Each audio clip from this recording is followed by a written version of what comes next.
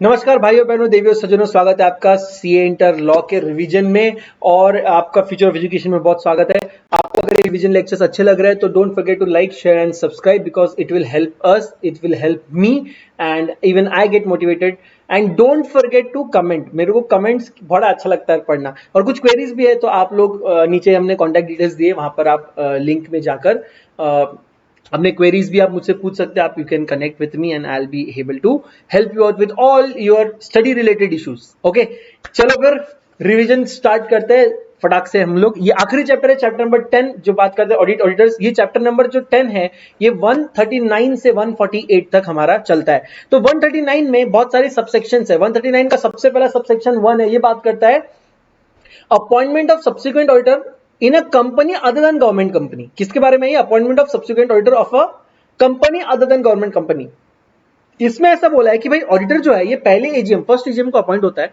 First AGM को appoint हो रहा है, इसका मतलब ऑफ कोर्स ये सब्सिक्वेंट ऑडिटर है, क्योंकि पहला ऑडिटर तो कंपनी चालू होने के बाद से फर्स्ट एजीएम तक रहेगा, उसके बाद फर्स्ट एजीएम से सब्सिक्वेंट ऑडिटर आने वाला है। तो ये सब्सिक्वेंट ऑडिटर जो है जो कि फर्स्ट एजीएम पे आने वाला है, ये 6th एजीएम तक यानी कि 5 साल के लिए उसका एक टर्म रहेगा। और अगर वो फॉर्म है तो 6th एजीएम से 11th एजीएम यानी एक और 5 साल के टर्म वो ले सकता है, रीअपॉइंट हो सकता है। बट बेसिकली उसको इस सबसेक्शन में इतना सारा नहीं बोला है। इस सबसेक्शन में सिर्फ इतना बोला है कि जो every company at first AGM will appoint an individual or a firm as an auditor of a company and whoever is appointed, individual हो या फर्म हो, वो 6th एजीएम तक अपना ऑफिस होल्ड करेगा। लेकिन सर अभी अपॉइंटमेंट का प्रोसेस क्या है? तो देखो, अगर आपकी कंपनी को सेक्शन 177 अप्लाई होता है यानी आपकी कंपनी में ऑडिट कमेटी बनाना जरूरी है। सर ये ऑडिट कमेटी किसको बनाना जरूरी है? Every listed company and every unlisted public company having paid up share capital of less than equal to 10 crores, turnover of less than equal to 100 crores और outstanding loan guarantee of exceeding 5 crores, 50 crores। तो ये P मैंने इसको याद करने के लिए कैसा रखा है? 177 में किसको एप्लीकेबल है? तो every listed company and then every unlisted public company having PTO of 10-100-50, PTO 10-100-50 मैंने ऐसा याद रखा है। ठीक है, तो आप लोग कैसे याद रख सकते हैं अगर आपको पसंद है तो। ओके, अगर आपकी कंपनी में 177 एप्लीकेबल है तो आपने ऑडिट कमेटी बनाना कंपलसरी है। अगर आपने ऑडिट कमेटी बनाया तो वो ऑडिट कमेटी ढूंढ के निकालेंगे ऐसा हीरा, ऐसा चार्टर्ड अकाउंटेंट और ऐसा फर्म जो आपकी कंपनी के साइज ऑपरेशन के हिसाब से एकदम परफेक्ट है आपकी कंपनी में ऑडिट करने के लिए। ऐसा चार्टर्ड अकाउंटेंट फर्म या ऐसा चार्टर्ड अकाउंटेंट वो रिकमेंड करेगी इंटर्न बोर्ड को। बोर्ड ऑफ डायरेक्टर्स अगर उससे सेटिस्फाइड है तो इंटर्न वो रिकमेंड करेंगे ये सेम चीज जनरल मीटिंग में मेंबर्स को, और जनरल मीटिंग में मेंबर्स ऑर्डिनरी रिजोल्यूशन पास करके उसको अपॉइंट कर लेंगे। बहुत अच्छा सिंपल स्टोरी है। लेकिन प्रॉब्लम ऐसा है, व्हाट इफ जो बीच में बैठे बोर्ड ऑफ डायरेक्टर्स है उनको रिकमेंडेशन अगर ऑडिट कमेटी का पसंद नहीं आया तो क्या करेंगे? तो वो सर उसको रेफर बैक कर सकते हैं ऑडिट कमेटी को और बोलेंगे सर हमको आपका रिकमेंडेशन पसंद नहीं आया, प्लीज उसको रिकंसिडर करो। अगर ऑडिट कमेटी रिकंसिडर करे और वो रिकंसिडर्ड जो फॉर्म रहेगी वो बोर्ड को पसंद आया तो वो चला जाएगा मेंबर्स के पास। अगर वो रिकंसिडर ना करे या रिकंसिडर करके वो जिसका नाम दे रहे वो भी ऑडिटर का बोर्ड ऑफ डायरेक्टर्स को पसंद नहीं है, उस केस में वो क्या कर सकते हैं? बोर्ड ऑफ डायरेक्टर्स उनके पास पावर है कि वो ऑडिट कमेटी का जो रिकमेंडेशन है उसको खारिज करके, उसको इग्नोर करके एक स्टेटमेंट लिखेंगे कि भाई हम we are not accepting the whatever is has been put on by audit committee, what has been recommended by audit committee and we are recommending our own candidature. हम लोग हमारा खुद का ऑडिटर रिकमेंड कर रहे हैं बोर्ड में और उसका रीजन और स्टेटमेंट भी देंगे कि हम ऑडिट कमेटी के रिकमेंडेशन से सहमत नहीं थे। अच्छा, ये सारी स्टोरी तो हो गई। इसके अलावा जो भी रिकमेंड कर रहा है यानी कंपिटेंट अथॉरिटी कोई भी हो आपकी कंपनी में, ऑडिट कमेटी हो या बोर्ड किसके लिए? जिसके पास ऑडिट जिसको 177 एप्लीकेबल नहीं है, जिसको 177 एप्लीकेबल नहीं है उसको ऑडिट कमेटी है नहीं, ऑडिट कमेटी है नहीं तो ये काम कौन करेगा? बोर्ड करेगा। ठीक है, बोर्ड ढूंढ के लाएगा ऐसा हीरा और वही रिकमेंड करेगा किसको? जनरल मीटिंग में मेंबर्स को। तो ओके, ये दो केसेस है। आप जो भी ऑडिट कमेटी से ला रहे हो या बोर्ड से ला रहे हो, ऑडिटर के बारे में आपको एक चीज चेक करना है कि उसके अगेंस्ट में पेंडिंग लिटिगेशन कितने हैं, प्रोफेशनल मिसकंडक्ट के, अदर मिसकंडक्ट के मैटर्स कितने पेंडिंग है, ये आपको देख के लाना है। आपको मैंने प्रोफेशनल मिसकंडक्ट, अदर मिसकंडक्ट समझाया। कब समझाया? मैंने आपको पढ़ाया कि ऑडिट में, आप ऑडिट में पढ़ोगे सीए फाइनल में कि प्रोफेशनल मिसकंडक्ट, अदर मिसकंडक्ट क्या होते हैं, सीए एक्ट 1949 के अंदर से लाए हुए कि क्या काम करने से आप मिसकंडक्ट करते हो। मैंने आपको डिटेल में पढ़ाया हुआ, आपको लिख के भी दिए हुए मैंने। ओके, इसके बाद हमने देखा ये रिकमेंडेशन का पूरा प्रोसेस हमने पढ़ लिया। इसके बाद हमने देखा कि सर जब भी कोई ऑडिटर बनना चाहता है तो उससे ना हमको एक कंसेंट लेना होता है, इसको बोलते हैं रिटन कंसेंट। साथ ही साथ आप लोग उससे एक सर्टिफिकेट भी लेते हो। सर ये कंसेंट लेने क्या होता है? वो लिख के दे रहा है कि मैं so and so I agree to become an auditor of your company. और सर ये सर्टिफिकेट क्या होता है? सर्टिफिकेट में सर कई सारी चीजें होती है। सबसे पहली चीज ये होती है कि वो बोल रहा है कि मैं एलिजिबल हूं, डिस्क्वालिफाइड नहीं हूं, मैं क्वालिफाइड हूं, मैं एलिजिबल हूं as per companies act plus as per chartered accountant act 1949।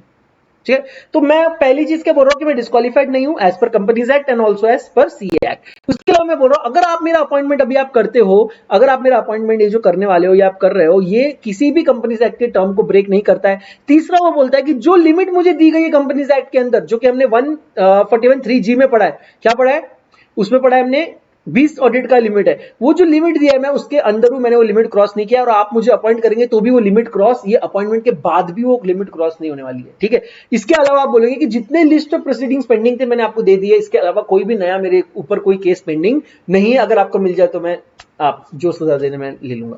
Okay, इतना आप लिख रहे हो।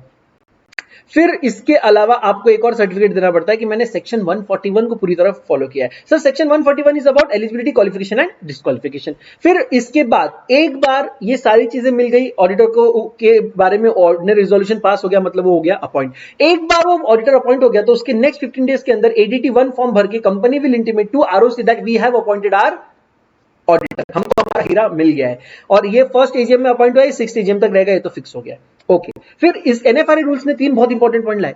NFRA रूल्स बोलता है अगर आप NFRA रूल्स के अंदर नहीं आते हो ना, आपकी जो कंपनी है वो NFRA रूल्स के अंदर नहीं आती है, तो भी आपको NFRA 1 फॉर्म भर के 30 डेज के अंदर अपॉइंटमेंट, जब भी 30 डेज मतलब within 30 days from the date of appointment of auditor, you will have to intimate to the NFRA as well that this guy or this firm is my auditor. Okay, what if you are not, you are a part of NFRA rules, मतलब NFRA rules के अंदर अगर आप आते हो तो of course NFRA rules के अंदर आते हो मतलब NFRA will look at you, NFRA आपका ऑडिट करने का तरीका देखेगा, NFRA आपके चंगुल में आप फंस गए हो। इस केस में आपको केवल और केवल 15 दिन का टाइम है। अगर आपकी कंपनी NFRA के अंदर आती है रूल्स के अंदर, तो आपको 15 दिन के अंदर इंटीमेट करना होता है NFRA फॉर्म 1 भर के NFRA को। लेकिन उसमें सर NFRA रूल्स में हमने देखा था ABCD था, E जो पॉइंट था उसमें ऐसा बोला था कि ये सब्सटेंशियल इंटरेस्ट वाली फॉरेन सब्सिडरी है। ये जो आप अगर पॉइंट नंबर 2 पढ़ोगे तो इसमें बोला है फॉर्म्ड इन इंडिया, देखो यहाँ पे लिखा है फॉर्म्ड इन इंडिया। सर ये फॉर्म्ड इन इंडिया तो नहीं है ना, सब्सटेंशियल फॉरेन सब्सिडरी जो है तो फॉर्म्ड इन आउटसाइड इंडिया है। तो इसीलिए उसने एक और पॉइंट आगे बोला, प्रोवाइडेड दैट अगर आप 1E में आते हो, NFRA रूल के 1E में आते हो, आप you are a substantial foreign subsidiary और आप आउट ऑफ इंडिया अगर आप इनकॉर्पोरेटेड हो, तो भी आपको NFRA 1 भर के आपको इंटीमेट करना है आपका ऑडिटर कौन है, क्योंकि आपके ऑडिटर हमारे चंगुल में आता है और उसको हमको देखना हमारी रिस्पॉन्सिबिलिटी है। ये 3 एडिशनल डिस्क्लोजर रिक्वायरमेंट NFRA की वजह से आपको आ गए। इसके बाद बहुत अमेजिंग सबसेक्शन 2 सर 139(2) बोलता है टर्म ऑफ ऑफिस। ये बोलता है कि अगर आप लिस्टेड कंपनी हो या प्रिस्क्राइब्ड कंपनी हो minus OPC and small company, देखो बहुत अच्छे से लिखा मैंने, listed company plus prescribed company minus OPC and small company. Sir ये प्रिस्क्राइब क्या है? प्रिस्क्राइब्ड कंपनी मतलब every unlisted public company having paid up share capital of 10 crores or more, every private company having paid up share capital of 50 crores or more, or every public company or private company having paid up share capital below the threshold but outstanding loan guarantee investment of 50 crores or more, यहाँ पे exceeding 50 crores or more। Okay, तो इस case में आप लोग होंगे prescribe company. अगर आप प्रिस्क्राइब कंपनी हो तो आपको क्या करना है, तो आपको टर्म ऑफ ऑडिटर फिक्स हो जाएगा आपका। सर टर्म ऑफ ऑडिटर कैसे फिक्स है? तो इंडिविजुअल अगर ऑडिटर है तो उसके लिए 5 इयर्स का एक टर्म फिक्स्ड है, अगर ऑडिटर जो है वो फर्म है तो उसको 5 इयर्स के 2 टर्म्स उसको अलाउड है। ओके, इसके बाद सर कूलिंग पीरियड नाम की एक चीज है। कूलिंग पीरियड बोलता है कि अगर आपका एक टर्म, अगर आप इंडिविजुअल और आपका एक टर्म हो गया या आप फर्म और आपके 2 टर्म हो गए, तो अगले 5 साल के लिए आप कूलिंग पीरियड में चले जाते हो और आप उस कंपनी के डायरेक्टली इनडायरेक्टली कैसे भी ऑडिट नहीं कर सकते हो। तो कूलिंग पीरियड है 5 years for both individual as well as firm. Sir common partners नहीं चलते, यानी जो पार्टनर का अभी टेनर खत्म हो गया, अगर इंडिविजुअल नहीं, अगर फर्म है और उसका टेनर 10 years खत्म हो गया, अब उसके सारे फर्म्स जिस फर्म में वो पार्टनर है या वो होने वाला है, वो सारे फर्म्स डिस्क्वालीफाई हो जाते हैं to be appointed as an auditor of a company. Sir transitional provision बहुत अमेजिंग प्रोविजन, इसमें ऐसा बोला है कि एक बार कंपनीज एक्ट 13 आ जाए उसके बाद सर 3 साल का मौका देते हैं हम, आपका ऑडिटर कितने भी 50 साल से क्यों ना आपको ऑडिट कर रहा हो, कंपनीज एक्ट 13 आने के बाद 3 साल के अंदर आपको स्ट्रीमलाइन करना है और 139 को फॉलो करना है। 3 साल के अंदर, जो 3 साल के बाद जो पहला एजीएम होगा उस एजीएम में आप 139 के हिसाब से अपॉइंट करेंगे अपने ऑडिटर को। 3 साल का मैं आपको ट्रांजिशनल प्रोविजन दे रहा हूं, यानी कि ये कंपनीज एक्ट 13 नया आ रहा है और आप पुराने एक्ट फॉलो कर रहे हो, तो नए एक्ट के अंदर आने के लिए आपको 3 साल की मोहलत हम, ग्रेस पीरियड हम दे रहे हैं। इसके बाद उसने बोला है कि सर जितना भी आपने ऊपर पढ़ा इसमें कहीं ऐसा साबित नहीं होता है कि कोई कंपनी अपने ऑडिटर को निकाल नहीं सकती है, कोई ऑडिटर अपने अपने जॉब से रिजाइन नहीं कर सकता। ये पावर हमेशा आपके पास है और इसके लिए हमने एक नया सेक्शन भी पढ़ा है, वो सेक्शन नंबर 140 हम आगे जाके रिवाइज करेंगे। रोटेशन के बारे में बात किया, रोटेशन के बारे में बोला है कि कंपनी मेंबर्स डिसाइड कर सकते हैं कि ऑडिटिंग पार्टनर को कैसे रोटेट करेगा, या ऐसा ही बोल सकते हैं मोर देन वन ऑडिटर यानी जॉइंट ऑडिटर में भी आप काम करवा सकते हो। सीजे ने इसके लिए कुछ रूल्स बना सकते हैं, सीजे ने रूल बनाए भी है, उसमें बोला है कि सर रोटेशन भी वैसे होगा जैसे अपॉइंटमेंट हुआ है।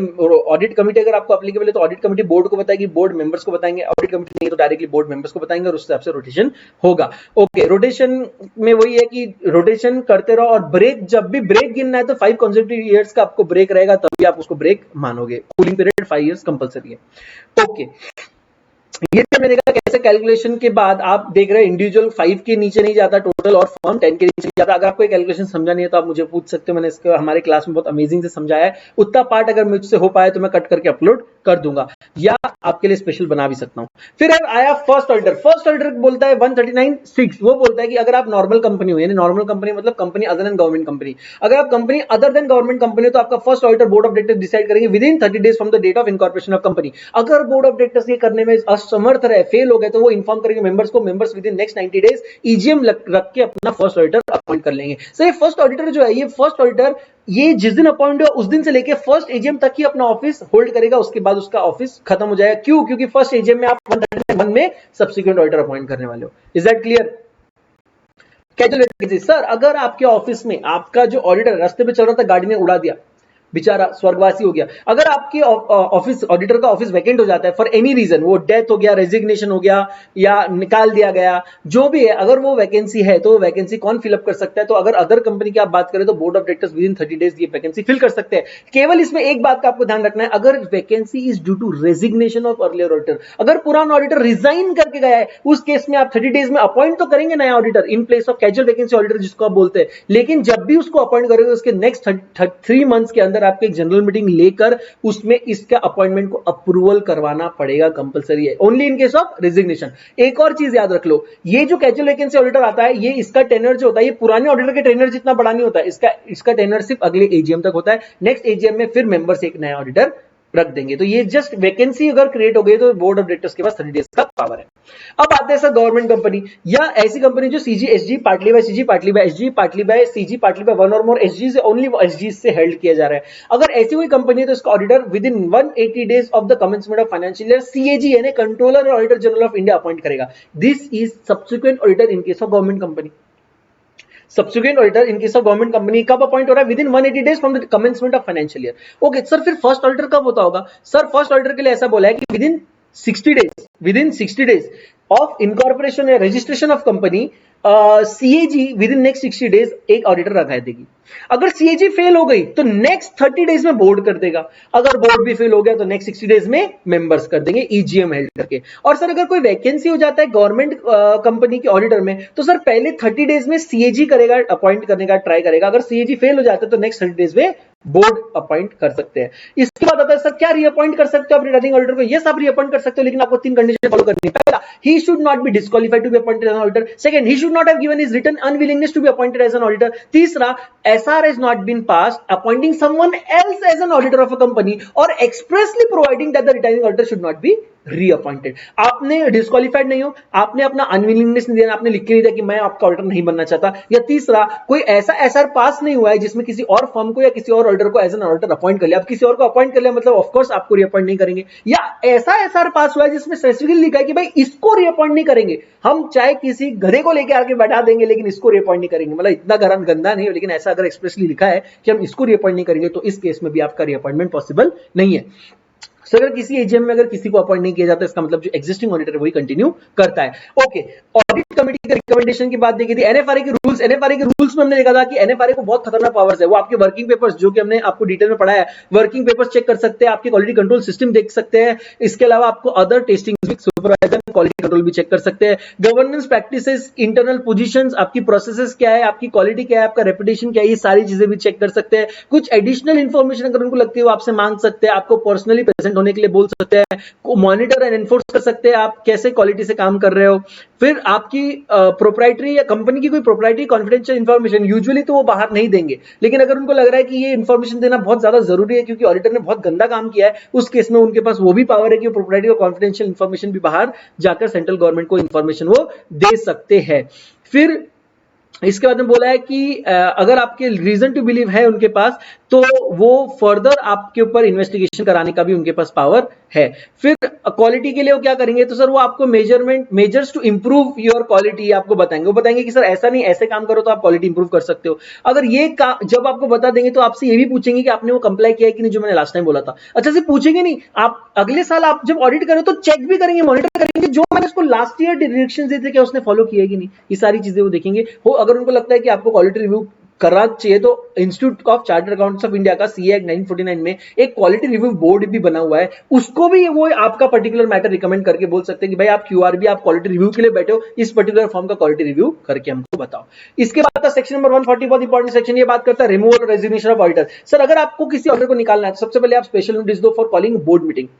बोर्ड मीटिंग में सारे डायरेक्टर्स मिलकर डिसाइड करेंगे क्या हमको ऑडिटर को निकालना है। अगर उनका डिसाइड हो गया कि चलो ऑडिटर को निकाल देते हैं, जैसे ही डिसाइड हुआ वैसे ही आपको एडीटी 2 फॉर्म में विद इन नेक्स्ट 30 डेज आपको अप्लाई करना है, किसको, सीजी को। सीजी आपकी सारी बातें सुनेगा और सीजी को अगर लगता है कि यार सही बात है ऑडिटर को निकाल देना चाहिए, तो नेक्स्ट 60 डेज के अंदर आपको एजीएम रखना है।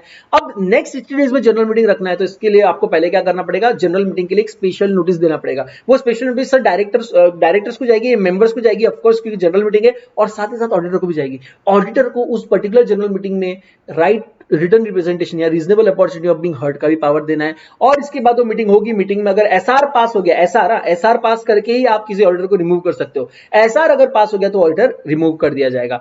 ओके, अगर आप रिजाइन करना चाहते हो तो आप भी रिजाइन कर सकते हो, लेकिन आपको करना क्या है, आपको एडीटी 3 फॉर्म भर के रिजाइन करना है, और ये फॉर्म आपको कंपनी और आरओसी को देना है within 30 days from date of resignation. और आपको इसके साथ एक स्टेटमेंट देना है कि आप क्यों रिजाइन कर रहे हो, क्योंकि रिजाइन करोगे तो 3 मंथ्स कैजुअल वैकेंसी के लिए, 3 मंथ्स के बाद उनको जनरल मीटिंग लेके आपकी जगह फिल करनी पड़ेगी, तो उनके लिए खर्चा है। तो आप बताइए क्यों रिजाइन कर रहे हो आप। प्लस अगर आप गवर्नमेंट कंपनी के ऑडिटर हो तो एडीटी 3 फॉर्म तो भरोगे, कंपनी को तो दोगे, आरओसी को तो दोगे, साथ ही साथ सीएजी को भी यह बात आपको बताना है विद रीजन। अगर आपने काम करने से आप चूक गए तो आपको पेनल्टी लग जाएगी 50,000 और amount of remuneration which is lower, और अगर कंटिन्यू है तो 500 per day after first up to 5 lakh, ये आप पे पेनल्टी लग जाएगी।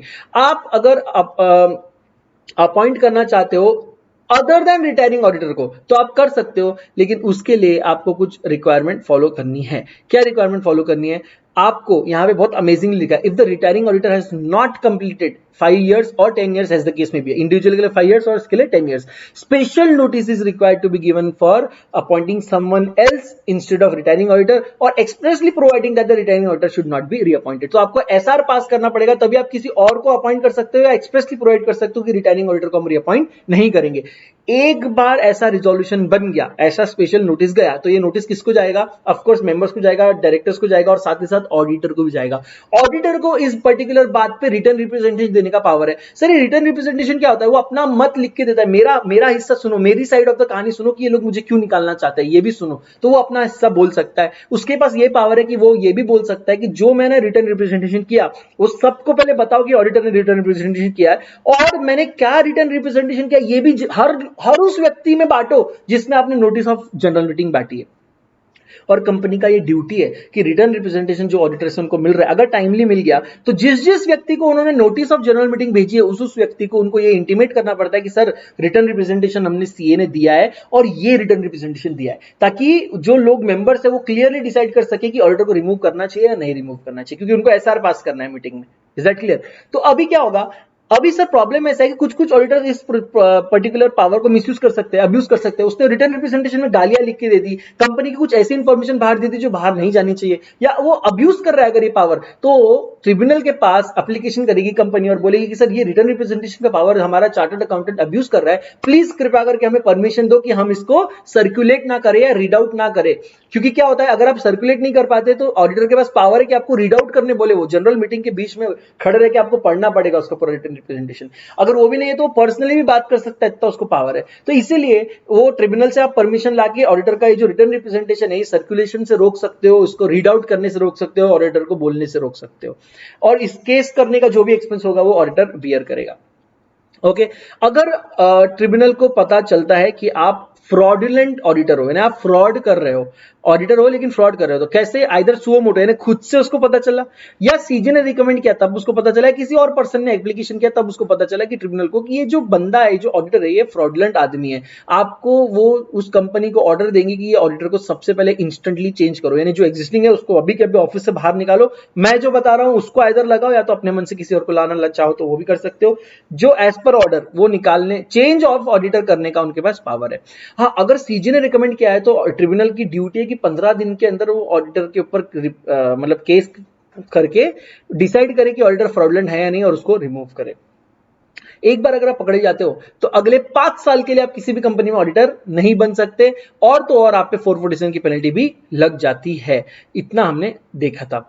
फिर इसके बाद हमने और देखा एलिजिबिलिटी, क्वालिफिकेशन, डिस्क्वालिफिकेशन, बहुत इंपॉर्टेंट सेक्शन है। 141(1) और 141(2) एलिजिबिलिटी की बात करता है। ये बोलता है कि एवरी चार्टर्ड अकाउंटेंट जिसका एज अ मेंबर नाम लिखा है आईसीएआई के सीए एक्ट 1910 के रजिस्टर में, वो सारे एलिजिबल चार्टर्ड अकाउंटेंट जो है ये एलिजिबल है to become auditor of a company. उसमें बोला है अगर आप फर्म ऑफ ऑडिटर बन रहे हो तो मैक्सिमम पार्टनर्स चार्टर्ड अकाउंटेंट रहने चाहिए, दोज हु आर एलिजिबल, तभी जाके वो फर्म को हम ऑडिट फर्म बोलेंगे। इसके बाद तीसरा पॉइंट ऐसा बोलता है कि जो फर्म, एलएलपी जो भी है, उसके केवल और केवल ऑडिट पार्टनर्स ही एक्ट कर सकते हैं for the particular company audit. Okay, disqualification, one of the most important section in this chapter, 141(3). Sir ये 141 subsection 3 बोलता है कि if you have नीचे के दिए गए सारी चीजें में से कहीं भी एक जगह फंसते तो you are disqualified from being appointed as an auditor of a company। तो पहला क्या है, अगर आप बॉडी कॉर्पोरेट के थ्रू काम करना चाहते हो, you are not allowed। If you are an officer employee of company, not allowed। If you are in employment or you are a partner of an officer employee of company, you are not allowed। इसके बाद बोला any person who or his relative or his partner, उसमें 3 point है, hold security or interest in any company, उसका holding company, subsidiary company, associate company, subsidiary of a holding company,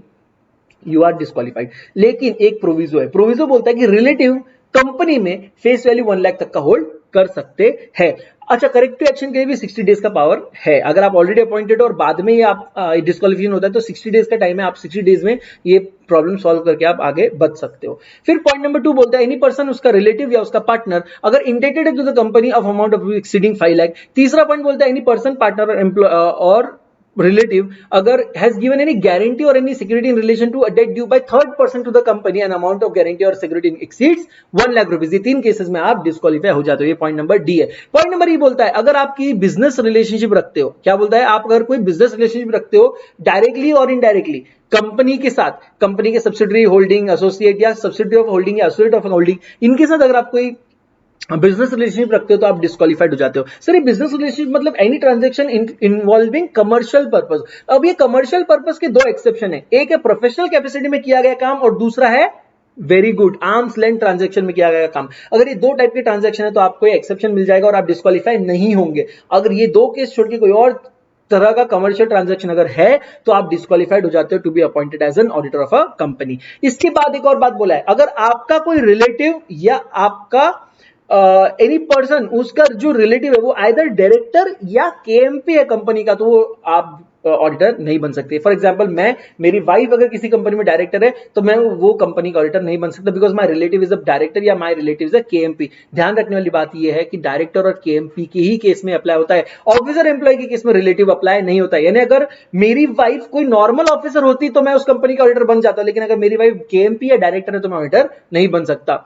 उसके बाद any person who is in full time employment elsewhere, या जिसके पास 20 company audit है तो वो डिस्क्वालीफाइड है। लेकिन 20 कंपनी ऑडिट गिनते वक्त कृपया करके ध्यान दे, government company, 1% company, small company या private company having paid up share capital less than 100 crore, इसको आप नहीं इंक्लूड करेंगे। इसको छोड़ के अगर आपके पास 20 कंपनीज है तो आप डिस्क्वालीफाइड है to be appointed as an auditor of a company. Okay, इसके बाद और क्या क्या पॉइंट्स थे? इसके बाद थे पॉइंट नंबर एच। ये बोलता है अगर कोई कोर्ट ने आपको कॉन्विक्ट कर दिया for fraud and 10 years has not been elapsed from the date of such conviction, यानी लास्ट 10 साल में अगर कभी भी आप ड्यू टू फ्रॉड कन्विक्ट हुए थे तो आप अपॉइंट नहीं किए जा सकते as an auditor of a company.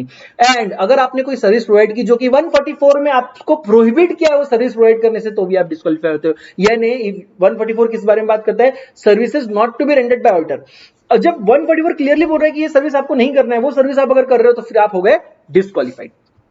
142 बात कर, अच्छा एक मिनट, 141(4) बोलता है जब भी कोई लड़की देखो, ऐसा नहीं, जब भी कभी कोई डिस्क्वालिफिकेशन अट्रैक्ट कर लेते हो आप, अगर आप समझो आप ऑलरेडी अपॉइंटेड हो और बाद में ऊपर के दिए गए कोई डिस्क्वालिफिकेशन आपने अट्रैक्ट कर लिए, उस मोमेंट ऑनवर्ड से हम अज्यूम करेंगे that you have vacated your office. क्या अज्यूम करेंगे? That you have vacated your office. लेकिन ध्यान रखो कि जो रिलेटिव का केस है उसमें मैंने आपको बताया था 60 डेज का करेक्टिव एक्शन है, तो जिस दिन 60 डेज कंप्लीट हो जाएंगे और आपने करेक्टिव एक्शन नहीं किया, उस दिन आप एक्चुअल डिस्क्वालिफाइड होंगे और उस दिन से फिर आपका ऑफिस वैकेट हो जाएगा एज पर 141(4).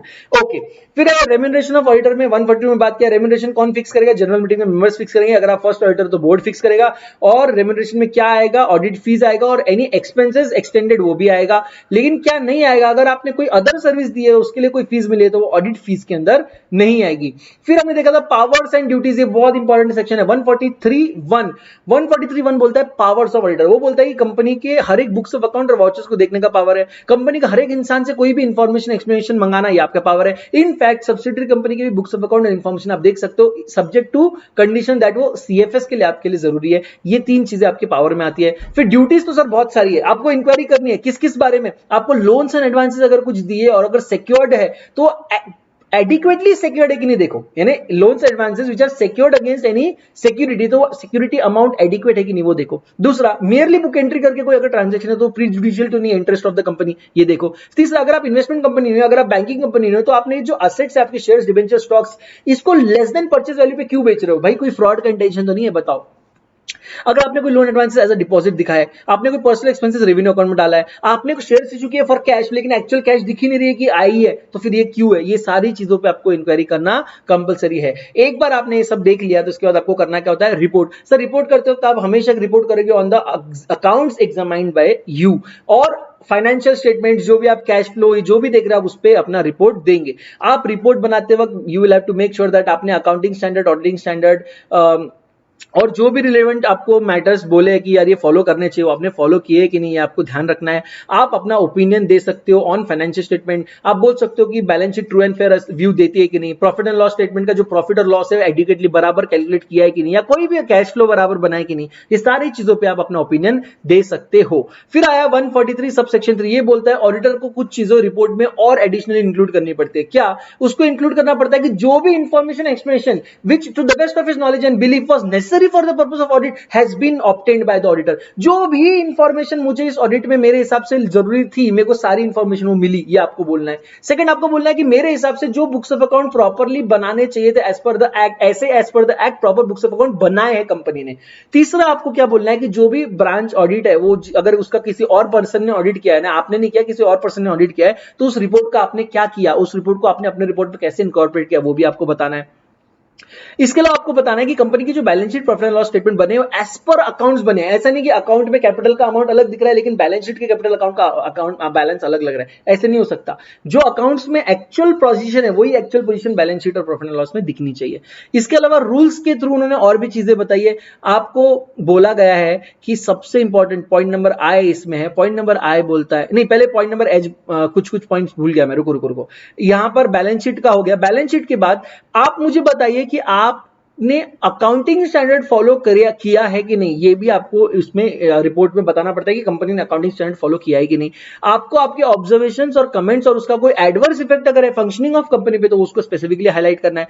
आपको बताना है कि कहीं कोई डायरेक्टर तो डिस्क्वालीफाइड नहीं है, जैसा हमने अभी ऊपर पढ़ा ना 141 जो ऑडिटर को डिस्क्वालीफाई करता है, वैसे 164 एक सेक्शन है सीए फाइनल में आप पढ़ोगे जो डायरेक्टर को डिस्क्वालीफाई करता है to become a director of company. कहीं कोई डायरेक्टर डिस्क्वालीफाइड तो नहीं है, वो भी आप बताओ।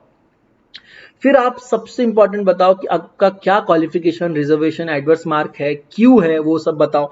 आप बताओ कंपनी में एडिक्वेट इंटरनल फाइनेंशियल कंट्रोल्स है and they are working effectively as well. मतलब एडिक्वेसी भी देखना है आपको आईएफसी का और उसकी इफेक्टिवनेस भी देखना है। ओके, लेकिन कुछ कंपनीज को ये देखने की जरूरत नहीं है। कौन सी कंपनीज को? ऐसी कंपनीज जो ओपीसी है, स्मॉल कंपनी है, या प्राइवेट कंपनी जिसका paid up share capital 50 crore से कम है और उसका लोन 25 करोड़ से कम है। इन कंपनीज को ये सब देखने की ये कौन से इंटरनल फाइनेंशियल कंट्रोल वाला पॉइंट देखने की जरूरत नहीं है। ये जो इंटरनल फाइनेंशियल कंट्रोल वाला पॉइंट है ये 1 अप्रैल 2014 से 31 मार्च 15 तक मैंडेटरी नहीं था, ऑप्शनल था, लेकिन 1 अप्रैल 15 से ऑनवर्ड से ये मैंडेटरी हो गया है। अब देखना कंपलसरी हो जाता है।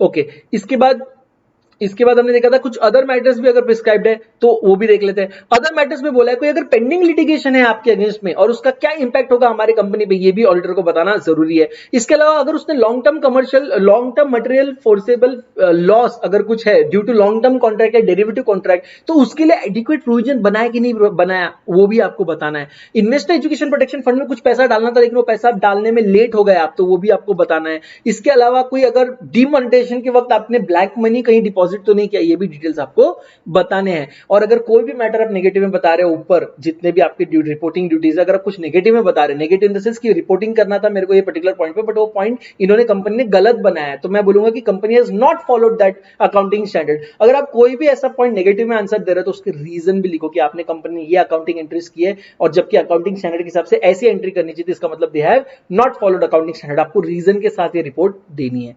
इसके बाद बोला है कि आप एज एन ऑडिटर आपको कंपलसरी है कि ऑडिटिंग स्टैंडर्ड फॉलो करना जरूरी है, आप ऑडिटिंग स्टैंडर्ड तोड़ नहीं सकते।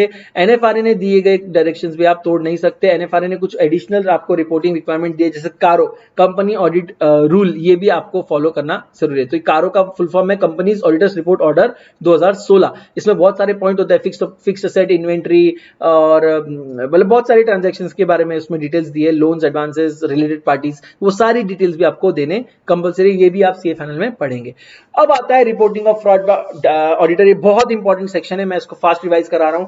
143(1)(2) बोलता है अगर आपका फ्रॉड, अगर आप नॉर्मल अपना ऑडिट कर रहे थे और आपको फ्रॉड नजर आ गया तो आप फ्रॉड रिपोर्ट करेंगे सेंट्रल गवर्नमेंट को, लेकिन उसके लिए रूल्स में एक थ्रेशोल्ड दिया है कि भाई अगर आपको फ्रॉड मिला है तो सबसे पहले देखो कि फ्रॉड का अमाउंट क्या है। क्या देखेंगे सबसे पहले? फ्रॉड का अमाउंट क्या है। ओके, अब ये फ्रॉड का अमाउंट देखते वक्त आपको एक चीज ध्यान रखना है, अगर फ्रॉड जो है if it is more than और equal to 1 crore, fraud amount is more than और इक्वल टू 1 करोड़, आपको क्या immediately but not later than 2 days आपको इंटीमेट करना है ऑडिट कमिटी या board of directors as the case may be about the fraud. आपको उसको रिपोर्ट देना है, रिपोर्ट का फॉर्मेट भी नीचे बताया, उसी फॉर्मेट में रिपोर्ट देना है। और तो और उनसे आपको बोलना है कि नेक्स्ट 45 डेज में हमको आपका रिप्लाई और ऑब्जर्वेशन इस पे दो।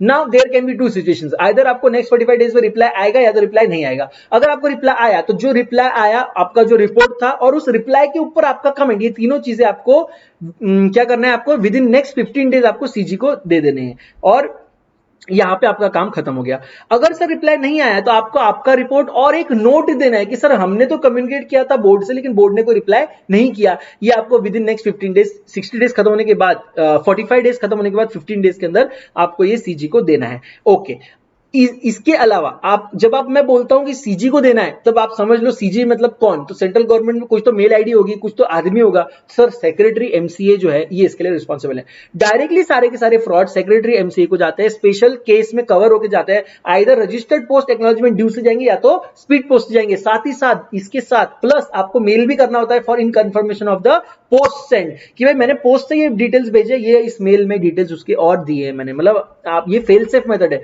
आप नहीं चाहते कि सेक्रेटरी इसको कहीं ओवरलुक कर दे या सेक्रेटरी तक ये ना पहुंचे ड्यू टू पोस्ट या स्पीड पोस्ट की गलती से, तो कहीं फ्रॉड नजरअंदाज ना हो जाए, इसलिए आप दोनों चीज कर रहे हो, फिजिकली भी भेज रहे हो और ईमेल भी कर रहे हो। आप पूछोगे सर आप ईमेल कर रहे हो तो फिजिकली सेंड करने की क्या जरूरत है? सर इसीलिए सेंड कर रहे हो कि फिजिकली जो आप सेंड करते हो तो आप अपने लेटर हेड पे बनाते हो, उस लेटर हेड पे आपका नाम, पता, एड्रेस, मोबाइल नंबर रहता है। इसके साथ साथ आप साइन करते हो, स्टैंप मारते हो, सील करते हो, मेंबरशिप नंबर उस पर लिखते हो, इतना सब करके बाद में आप उसको भेजते हो। तो ऑथेंटिकेट करता है कि ये फ्रॉड जेन्युइनली ऑडिटर को मिला है और ये जेन्युइन फ्रॉड है। आपको ये सारी चीज की रिपोर्ट जो है वो देनी है एडीटी 4 फॉर्म में, जो आपका फ्रॉड का रिपोर्ट रहेगा एडीटी 4 में दिया हुआ है। सर अगर आपका फ्रॉड अमाउंट 1 करोड़ से कम है तो आप क्या करेंगे? तो आपको कुछ नहीं, सिर्फ ऑडिट कमेटी और बोर्ड को इंटीमेट करना है कि देखो भाई ये फ्रॉड हमको मिल गया है। रिपोर्ट क्या करोगे आप रिपोर्ट करोगे इससे 3 चीजें, नेचर ऑफ फ्रॉड यानी डिस्क्रिप्शन के साथ, with approximate amount of fraud and parties involve. अब बोर्ड की ड्यूटी है, बोर्ड की ड्यूटी आपने 134 सेक्शन नंबर पढ़ा है, अपने अकाउंट्स पर रिवाइज भी किया है। बोर्ड की ड्यूटी है कि जब भी उनको कोई फ्रॉड ये जो 143(1)(2) में 12 में 143(12) में जो फ्रॉड आता है, अदर देन ऐसे फ्रॉड जो सीजी को जा रहे हैं, ये जो हम ये सेकंड पैरा में कर रहे हैं, ये जो फ्रॉड्स है ये फ्रॉड उनको कंपलसरीली अपने बोर्ड रिपोर्ट में डालना पड़ता है। और ये क्या बताएंगे, अच्छा ये इनको बोर्ड रिपोर्ट में डालते हुए एडिशनल पॉइंट्स भी कुछ बताने पड़ते हैं। ये तो फ्रॉड तो डायरेक्टली ऑडिटर ने बताया, अब फ्रॉड के ऊपर आपने क्या किया ये भी तो बताओगे बोर्ड रिपोर्ट में। तो आप क्या बताएंगे? हम बताएंगे nature of fraud and description, कि भाई ये टाइप का फ्रॉड हुआ है। दूसरा अप्रोक्सीमेट अमाउंट इन्वॉल्व, कि अप्रोक्सीमेट इतना अमाउंट का फ्रॉड हमारा ऑडिटर बोल रहा है और हमारे हिसाब से इतना अमाउंट ऑफ फ्रॉड रहेगा, ये आप बताना है। Parties involve if remedial action are not taken. अगर आपने कोई रेमेडियल एक्शन नहीं लिया तो कौन से पार्टीज इस फ्रॉड में इन्वॉल्व है आपको बताना है, और अगर आपने कोई रेमेडियल एक्शन लिए तो आपको ये बताना है कि क्या रेमेडियल एक्शन आपने लिए। सर रेमेडियल एक्शन मतलब इस फ्रॉड से बचने के लिए या रिकवर करने के लिए आपने क्या स्टेप्स लिए। ये सारी चीजें हमने 143.12 में पढ़ ली थी। इसके बाद कुछ और इंपॉर्टेंट पॉइंट इसमें छोड़ते हैं। हाँ, अगर 143.12 आप अगर कुछ ब्रेक कर देते हो ना, ऑडिटर इसमें कुछ गलती कर देता है तो ऑडिटर को पनिशमेंट होती है 1 lakh to 25 lakh. Okay, government company का भी ऑडिट करने का पावर है, सीएजी करता है। सीएजी पहले तो ऑडिटर डिसाइड करता है, वही डायरेक्शन देता है और वही बताता है कि ऑडिट रिपोर्ट कैसी बनेगी, और जो डायरेक्शन और एक्शन उसने लेने बोला है उसका क्या इंपैक्ट होता है ये भी आपको बताना पड़ता है ऑन द अकाउंट्स। और ये आप जो ऑडिटर अपॉइंट किया जाएगा गवर्नमेंट कंपनी के लिए, ये ऑडिटर ये अपना रिपोर्ट भी सीएजी को ही देता है, रिपोर्ट भी ये सीएजी को आता है, और with in 60 days of receipt of this audit report CAG के पास दो पावर होती है। विद इन 60 days वो दो काम कर सकता है, आइदर सप्लीमेंट्री ऑडिट करवा सकता है, फिर से वो पर्टिकुलर पार्ट का ऑडिट करवा सकता है, या कमेंट दे सकता है, ऑडिटर की कमेंट के ऊपर अपनी भी कुछ कमेंट वो ऐड करके दे सकता है। या तो एक ऑल टुगेदर नया पावर है, कंपनीज एक्ट को हटा के एक नया टेस्ट ऑडिट वो रख सकता है। ये टेस्ट ऑडिट होता है ना सर, ये सीएजी एक्ट 1971 के हिसाब से होता है, ये कंपनीज एक्ट के हिसाब से नहीं होता, इसके रूल्स रेगुलेशन पावर सब अलग है। ये टेस्ट ऑडिट भी करवाने का पावर सीएजी के पास है। ओके, इसके बाद टेस्ट ऑडिट हो गया, जो भी हो गया, इसके बाद आपको बोला है कि जो भी ये ऑडिट रिपोर्ट है ये सीजी के पास जाता है और CG ultimately house of parliament के सामने रख देती है। तो चीजें हमने बोली है। और ब्रांच ऑफिस का ऑडिट, ब्रांच ऑडिट मतलब आप कंपनी का ऑडिटर भी कर सकता है ब्रांच का ऑडिट, या कोई अदर पर्सन भी अपॉइंट कर सकते हो अगर वो ब्रांच इंडिया में है तो। लेकिन अगर ब्रांच आउट ऑफ इंडिया है तो कंपनी का ऑडिटर भी जा सकता है, या एक अकाउंटेंट भी वहां का ऑडिट कर सकता है, या तीसरा वहां का जो प्रोफेशनल है उस कंट्री का जो ऑडिटर रहेगा उस कंट्री के सीए एक्ट के हिसाब से वो भी ऑडिट कर सकता है। पावर्स 143 के हिसाब से रहेगी, ब्रांच से मिला हुआ ऑडिट रिपोर्ट आपको अपने इसमें इनकॉर्पोरेट करना है। 143 में जितनी भी चीजें बोली है सिर्फ हमारे चार्टर्ड अकाउंटेंट के लिए नहीं है, कॉस्ट ऑडिटर और सेक्रेटरियल कंपनी सेक्रेटरी के लिए भी है, क्योंकि कॉस्ट ऑडिटर भी कॉस्ट ऑडिट करते हैं, कंपनी सेक्रेटरी भी सेक्रेटरियल ऑडिट करते हैं। इसलिए ये जो पावर्स और ड्यूटीज है जैसे सीए को अप्लीकेबल है फॉर कंपनी ऑडिट, वैसे ही कॉस्ट ऑडिटर को भी एप्लीकेबल है for cost audit and secretarial auditor को एप्लीकेबल है फॉर सेक्रेटरियल ऑडिट। फिर है auditor not to render certain services. 144 बोलता है कि ऑडिटर ने बिना board of director audit committee के परमिशन के कोई काम करना नहीं चाहिए, और ऑडिट कमेटी और बोर्ड के परमिशन भी अगर उनको मिल गई तो भी नीचे दिए गए काम नहीं करने चाहिए। यानी अगर नीचे ए टू आई में जो लिखा है ना, ये अगर ऑडिट कमेटी या बोर्ड ने आपको परमिशन दे दी तो भी आप ये काम नहीं कर सकते। कौन से काम? Book keeping, accounting, internal audit, design implementation of financial statement, actuarial services, investment advisory, investor banking services, rendering of outsource financial services, management services and any other kind of services as may prescribed. अभी कोई नए kind prescribed नहीं है। Okay, directly indirectly मतलब आप directly भी नहीं कर सकते, या आप अगर इंडिविजुअल हो तो आप अपने रिलेटिव के थ्रू, या कोई अदर पर्सन जो आपसे कनेक्टेड है, एसोसिएटेड है, या कोई अदर एंटिटी जिसका जो आपका नाम, इंडिविजुअल का नाम यूज कर रही है या आपका ट्रेडमार्क यूज कर रही है। अगर आप फर्म हो तो फर्म इटसेल्फ या उसके कोई पार्टनर के थ्रू, या कोई पेरेंट सब्सिडरी या एसोसिएट एंटिटी के थ्रू, या कोई अदर एंटिटी के थ्रू जिसमें आप जिसको आप कंट्रोल करते हो या आपका पार्टनर कंट्रोल करता है, ये ऐसे किसी भी फॉर्म से डायरेक्टली इनडायरेक्टली आप ये सर्विस प्रोवाइड नहीं कर सकते। ओके, 145 बोलता है ऑडिटर को साइन करना पड़ता है ऑडिट रिपोर्ट। ऐसा जरूरी नहीं है कि हर ऑडिटर को 20-20 ऑडिट है तो वो 20-20 ही साइन करेंगे। एक पार्टनर पूरे के पूरे 60 ऑडिट रिपोर्ट साइन कर सकता है अगर 3 पार्टनर है तो। ऐसा कोई जरूरी नहीं है, कोई भी पार्टनर साइन कर सकता है फर्म का, provided he is eligible to become a auditor, मतलब वो सीए रहना चाहिए। ओके, इसके बाद हमने 146 में देखा कि ऑडिटर के पास पावर है, उसको नोटिस मिलता है जनरल मीटिंग का, उसको आइदर खुद से या कोई ऑथराइज रिप्रेजेंटेटिव के थ्रू वहां पर जाके बैठना पड़ता है, क्योंकि फर्म खुद कैसे चलेगी, फर्म तो इंसान मतलब नेचुरल बीइंग नहीं है, तो अपने एक पार्टनर को ऑथराइज रिप्रेजेंटेटिव बना के उसको वहां पर जाना पड़ता है, ऑडिट रिपोर्ट ऑडिटर को वहां जाना पड़ता है। He has the right to be heard at the meeting. अगर कोई पर्टिकुलर क्वेश्चन उससे पूछा जा रहा है तो उसको उसका आंसर देने का भी पावर है। 147 बहुत इंपॉर्टेंट सेक्शन है, ये बात करता है पेनल्टी के बारे में। ये बोलता है कि अगर कंपनी ने पूरा 139 से लेके 146 तक कोई भी गड़बड़ की तो कंपनी को 25,000 से 5 लाख का फाइन हो जाएगा। एवरी ऑफिसर अगर उसने 139 से 146 तक कोई भी ब्रेक किया, कोई भी रूल, कोई भी सेक्शन, तो उसको up to 1 year 10,000 to 1 lakh और बोथ का फाइन हो जाएगा। सर अगर आप ऑडिटर हो और आपने 140, 139, 143, 144 और 145 ये 4 सेक्शंस में अगर कुछ ब्रेक किया तो आपको फाइन लग जाएगा 25,000 मिनिमम, और मैक्सिमम फाइन है 5 लाख और 4 times the remuneration which ever is lower. लेकिन अगर ये प्रूव होता है कि आपने ये काम जो है नोइंगली किया है तो आपको अप टू 1 ईयर का इंप्रिजनमेंट हो सकता है, मिनिमम फाइन हो जाएगा 50,000, मैक्सिमम फाइन हो जाएगा 25 लाख और 8 times the remuneration which ever is lower. और साथ ही साथ अगर ये आप कॉन्विक्ट हो जाते हो तो आपको आपको मिला हुआ जो रेम्यूनरेशन है वो रिफंड करना पड़ता है। In addition to this fees, ये जो आपकी फीस, ये जो आपके ये जो चार्जेस लग रहा है, जो पेनल्टी लग रही है, फाइन लग रहा है, ये तो जा रहा है गवर्नमेंट को, लेकिन आपको कंपनी को रिफंड करना होगा ऑडिट फीस जो आपको मिली है वो सारी ऑडिट फीस। साथ ही साथ अगर किसी कंपनी में क्रेडिटर को, किसी स्टैट्यूटरी रेगुलेटरी अथॉरिटी को, किसी को गवर्नमेंट को या किसी मेंबर को, क्रेडिटर को कोई भी लॉस होता है तो वो लॉस की भरपाई करने की रिस्पॉन्सिबिलिटी आपकी है। सीजी एक पर्टिकुलर कोई आदमी भी अपॉइंट कर सकते हैं इस काम को देखने के लिए कि आप पूरा भरपाई कर रहे हो या नहीं कर रहे हो। अगर आप फर्म हो तो उस केस में जो पार्टनर्स है ज्वाइंटली सेवरली लायबल रहेंगे। लेकिन अगर क्रिमिनल मतलब कोई इम्प्रिजनमेंट का अगर फाइन, इम्प्रिजनमेंट का अगर आप पे लग गया इम्प्रिजनमेंट, तो वो सिर्फ कंसर्न पार्टनर्स ही जेल में जाएंगे, सारे पार्टनर्स जेल में नहीं जाएंगे। लेकिन बाकी जो फाइन है वो ज्वाइंटली सेवरली सारे पार्टनर्स को इन द फर्म लगती है। फिर सीजी कुछ पर्टिकुलर कंपनीज को बोल सकता है कि भाई आप नॉर्मली सेक्शन 128 फॉलो करते हो, कॉस्ट रिकॉर्ड भी मेंटेन करो। कॉस्ट रिकॉर्ड यानी मटेरियल आपने कितना यूटिलाइज किया, लेबर कितना एक्सपेंस है, अदर कॉस्टिंग के लिए रिलेटेड जितने भी आपको डॉक्यूमेंट्स रख सकते हो आप वो रखो। आपको चाहे तो अगर आप कोई स्पेशल एक्ट के अंदर हो तो आपके स्पेशल एक्ट को कंसल्ट करके फिर आपको कॉस्ट रिकॉर्ड मेंटेन करने का सीजी बोलेगा। सीजी चाहे तो आपको उसका ऑडिट करने बोल सकता है। ऑडिट करेगा कौन? कॉस्ट अकाउंटेंट ऑडिट करेगा, जो as per CICWA cost accountant eligible है वो ऑडिट करेगा। सारे rules regulations, eligibility, qualification, disqualification cost auditor की वैसी रहेगी जैसे हमारे कंपनी ऑडिटर की है। और क्या है, कॉस्ट ऑडिटर को भी ऑडिट कमेटी अगर आपको अप्लीकेबल है तो ऑडिट कमेटी लेकर आएगी, ऑडिट कमेटी अप्लीकेबल नहीं है तो बोर्ड ऑफ डायरेक्टर्स लेके आएंगे। और उसके बाद हाँ, इसमें बोला है कि जो बंदा हमारा कंपनी ऑडिट कर रहा है वही हमारा कॉस्ट ऑडिट नहीं कर सकता, जबकि 144 में ऐसा कहीं लिखा नहीं है कि कॉस्ट ऑडिट आप नहीं कर सकते। ये कॉस्ट ऑडिट के सेक्शन में लिखा है कि जो ऑडिटर हमारा 139 में अपॉइंट हुआ है, जो कंपनी ऑडिटर है वो कॉस्ट ऑडिट नहीं कर सकता, यानी कॉस्ट ऑडिटर अलग रहेगा, कंपनी ऑडिटर अलग रहेगा। ओके, कॉस्ट ऑडिटर को कॉस्ट अकाउंटिंग स्टैंडर्ड फॉलो करने हैं। और eligibility, qualification, disqualification, right, duty, obligation ये सेम रहेंगे। कंपनी का रिस्पॉन्सिबिलिटी असिस्टेंट देना, असिस्टेंस देगी कॉस्ट ऑडिटर को।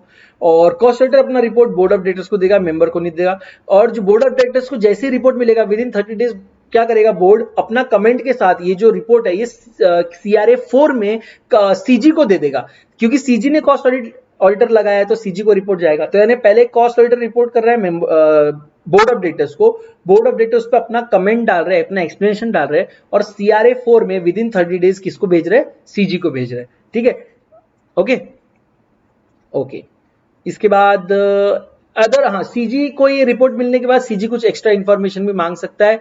अगर आपने कोई प्रकार का कॉन्ट्रावेंशन किया सेक्शन 148 में तो जो सेक्शन 147 में सजा है वो आपको लग जाएगी, कंपनी ऑफिसर को 147(1) का, और कॉस्ट ऑडिटर को 147, 2, 3 एंड 4 ये तीनों सजा लग जाएगी।